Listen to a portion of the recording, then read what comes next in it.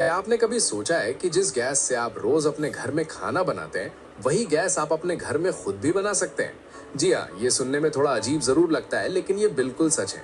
जिस चीज को हम हर दिन कचरा समझकर फेंक देते हैं, जैसे सब्जियों के छिलके, बचा हुआ खाना, फल के छिलके और यहाँ तक कि गोबर, उसी से एक ऐसी गैस बन सकती है जो आपके चूल्हे को जला सकती है, बिजली पैदा कर सकती है और आपके महीने का खर्च भी कम कर सकती है। और इस गैस का नाम है बायोगैस। अब आप सोच रहे होंगे, क्या सच में घर का बायोगैस एक ऐसी गैस जिससे हम चूल्हे को जला सकते हैं और इलेक्ट्रिसिटी बना सकते हैं। हे व्हाट्सअप गाइस, कैसे हो? Welcome back to my channel. तो गाइस, आज मैं आ चुका हूँ एक नई वीडियो को लेके। तो इस वीडियो में हम देखने वाले हैं कि बायोगैस कैसे बनती है, उसमें क्या क्या होता है, उसको बनाने के लिए कितना खर्च आता है, घर पे कैसे मतलब घर में लाने के लिए कितना खर्च लगेगा, और वो करती क्या है, वो मीथेन गैस से क्या करती है, वो क्या क्या होता है, ऐसे देखते हैं।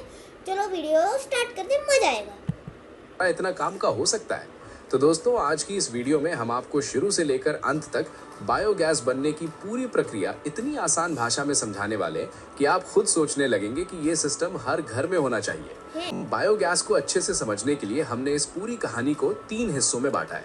पहला, बायोगैस बनती कैसे है। दूसरा, इसके अंदर कौन कौन सी गैसें होती हैं और ये जलती कैसे है। और तीसरा, आप इसे अपने घर में कैसे बना सकते हैं और किन बातों का ध्यान रखना जरूरी है।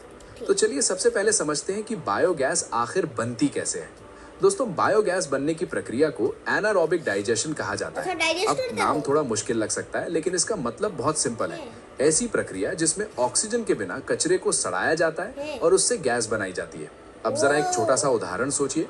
अगर आप गीले कचरे को किसी बंद डिब्बे में डालकर कुछ दिनों के लिए छोड़ दें, तो वो धीरे धीरे सड़ने लगता है और उससे एक तेज बदबू आने लगती है। असल में वही गैस बनने की शुरुआत होती है, लेकिन बायोगैस प्लांट में इस पूरी प्रक्रिया को कंट्रोल करके उपयोगी बनाया जाता है। अच्छा। दोस्तों, इस पूरी प्रक्रिया के असली हीरो होते हैं सूक्ष्म जीव, यानी बैक्टीरिया। ये इतने छोटे होते हैं कि हमें दिखाई भी नहीं देते, लेकिन ये कचरे को पूरी तरह गैस में बदल देते हैं। अब बायोगैस बनने की प्रक्रिया को थोड़ा गहराई से समझते हैं। इसे 4 मुख्य चरणों में बांटा जाता है। पहला चरण है हाइड्रोलिसिस। इस स्टेज में बड़े बड़े जैविक पदार्थ जैसे कार्बोहाइड्रेट, प्रोटीन और फैट टूटकर मतलब ऐसे ही बनता है बायोगैस मेरे हिसाब से। पहले वो मीथेन गैस निकालता है और ऐसे ही कुछ करते करते वो मीथेन गैस निकालता है, जो अभी बताया। और जो वेस्ट होता है उसको हम खाद के जैसे यूज़ करके फार्मिंग कर सकते हैं और खाना भी बना सकते हैं।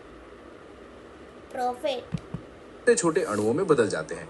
जैसे अगर आपने रोटी, चावल या सब्जी पर ना, ये जो टैंक होता है इसका, ये पूरा वैक्यूम होना, मतलब इसके अंदर ना, मतलब इसको टाइटली बंद करना पड़ता है। एक हवा का आने का रास्ता पूरे के पूरे प्रोसेस को खच खच कर सकता है, इसलिए ये पूरा को पूरा अच्छे से पैक्ड होता है। डाला है तो वो धीरे धीरे घुलकर छोटे कणों में बदलने लगता है, यानी कचरे की तैयारी शुरू हो जाती है। दूसरा चरण है एसिडोजेनेसिस। अब ये छोटे छोटे अणु और ज्यादा टूटकर एसिड, अल्कोहल और अन्य रसायनों में बदल जाते हैं। इस स्टेज में गैस बनने की शुरुआत हो जाती है और हल्की बदबू भी आने लगती है। तीसरा चरण है एसीटोजेनेसिस। इस स्टेज में पहले बने हुए पदार्थ और बदलकर एसिटिक एसिड, कार्बन डाइऑक्साइड और हाइड्रोजन में बदल जाते हैं। अच्छा। ये स्टेज अगले और सबसे महत्वपूर्ण स्टेज के लिए तैयारी करता है।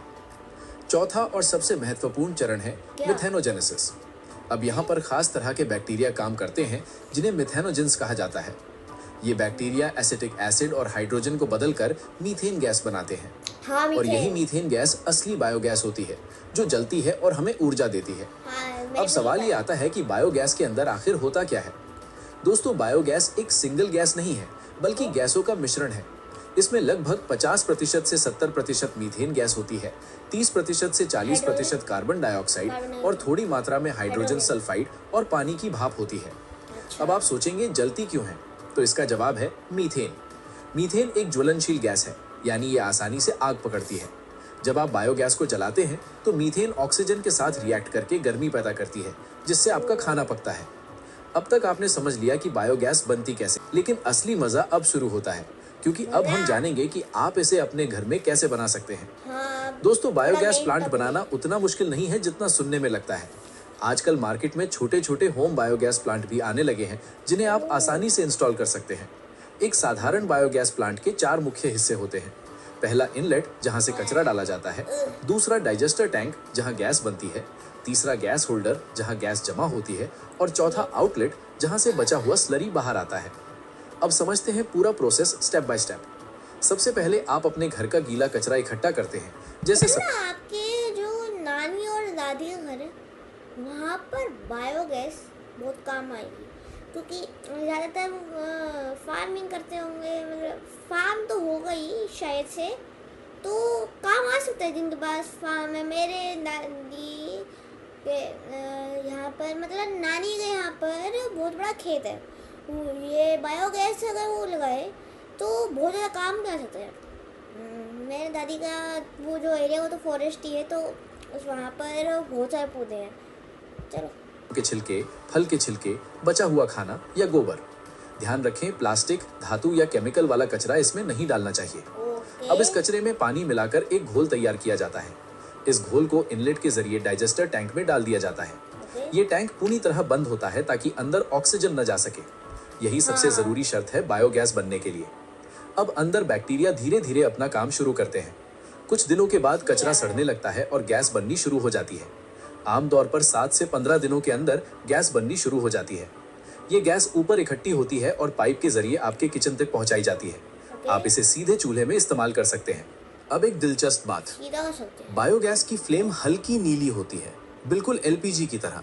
इससे साफ और बिना ज्यादा धुएं के खाना बनता है। अब बात करते हैं बची हुई चीज की, जिसे स्लरी कहा जाता है। ये स्लरी असल में बहुत ही बढ़िया जैविक खाद होती है। इसमें नाइट्रोजन, फास्फोरस और पोटेशियम जैसे पोषक तत्व होते हैं जो पौधों के लिए बहुत फायदेमंद है। यानी एक ही सिस्टम से आपको गैस भी मिल रही है और खाद भी। अब थोड़ा प्रैक्टिकल एंगल से समझते हैं। अगर एक सामान्य परिवार रोज 1 से 2 किलो किचन वेस्ट डालता है तो उससे इतनी गैस बन सकती है कि दिन में 1 से 2 घंटे तक खाना बनाया जा सके। लेकिन यहाँ कुछ जरूरी बातें ध्यान रखने वाली हैं। तापमान बहुत ज्यादा कम नहीं होना चाहिए, क्योंकि ठंड में बैक्टीरिया धीमे हो जाते हैं। डाइजेस्टर को नियमित रूप से फीड करना जरूरी है और सिस्टम को पूरी तरह एयर टाइट रखना बहुत जरूरी है, नहीं तो ये प्लांट सही से काम नहीं करेगा और ऊपर से बदबू भी आएगी। अब सवाल आता है, क्या ये सुरक्षित है? बैकयार्ड में बदबू आने लगे तो समझ जाना कि दाल में कुछ तो काला है, कुछ ग्रीन है, सब कुछ ही है। मतलब फिर आकर गैस की टंकी खत्म हो सकती है, फिर आपको एलपीजी लेके आनी पड़ेगी, तो सावधान। तो जवाब है हाँ, अगर सही तरीके से इस्तेमाल किया जाए तो ये बिल्कुल सुरक्षित है, क्योंकि इसमें गैस का प्रेशर बहुत ज्यादा नहीं होता और सिस्टम कंट्रोल में रहता है। अब बात करते हैं इसके फायदों की। सबसे बड़ा फायदा ये एक सस्ती और नवीकरणीय ऊर्जा है, मतलब ये कभी खत्म नहीं होने वाली। दूसरा, ये कचरे को खत्म करता है। घर का कचरा जो पर्यावरण को इतना नुकसान पहुंचता, हमने उसे रिसाइकल करके एक उपयोगी संसाधन में बदल दिया है। तीसरा, ये पर्यावरण के लिए अच्छा है, क्योंकि जब कचरा खुले में सड़ता है तो वो भी मीथेन गैस छोड़ता है जो ग्रीन हाउस गैस है। लेकिन बायोगैस प्लांट में हम उसी गैस को पकड़कर इस्तेमाल कर लेते हैं, इसीलिए इसे एक सस्टेनेबल और इको फ्रेंडली एनर्जी सोर्स। इसलिए वो मैंने नहीं बोला, मैं बोलने वाला था कि इससे अच्छा बायो में तो वो सड़क के ऊपर से चले जाएगा फायदा। अच्छा, वो नहीं बोला पहले। जाता है। भारत में भी बायोगैस को बढ़ावा दिया जा रहा है, खासकर गांवों में। कई जगहों पर सरकार सब्सिडी भी देती है ताकि लोग इसे अपनाएं। अगर लागत की बात करें तो एक छोटा होम बायोगैस प्लांट लगभग 20,000 से 50,000 रुपए के बीच लग सकता है। लेकिन ये खर्च कुछ ही समय में रिकवर भी हो सकता है, क्योंकि आपका गैस का खर्च कम हो जाता है। यानी कुछ समय बाद ये आपके लिए एक तरह से मुफ्त में चूल्हा जलाएगा। अगर पूरी प्रक्रिया को एक बार संक्षेप में समझें तो कचरा डाला गया, बैक्टीरिया ने उसे तोड़ा, मीथेन गैस बनी। चूल्हा तो ऐसे नहीं चलता, चूल्हे के लिए लकड़ी चाहिए होती है और ये है मीथेन गैस, तो वो होता है स्टोव। गैस का इस्तेमाल हुआ, स्टोव को ये सब बोल रहे और बचा हुआ पदार्थ खाद बन गया। लेकिन इस पूरी कहानी में एक बहुत बड़ी सीख छिपी हुई है। क्या? हम जिस चीज को बेकार समझते हैं, वो कहाँ असल में है? वही हमारे लिए सबसे कीमती संसाधन हो सकता है। गोल्ड? तो दोस्तों, अगली बार जब आप किचन का कचरा फेंकें तो एक बार जरूर सोचिएगा, क्या ये सच में कचरा है या फिर एक छुपा हुआ खजाना। दोस्तों, यही थी आज की वीडियो जिसमें हमने जाना कि बायोगैस कैसे बनती तो गाइस आज की वीडियो यहीं पर खत्म होती है। हम मिलेंगे नेक्स्ट वीडियो में। Till then bye bye.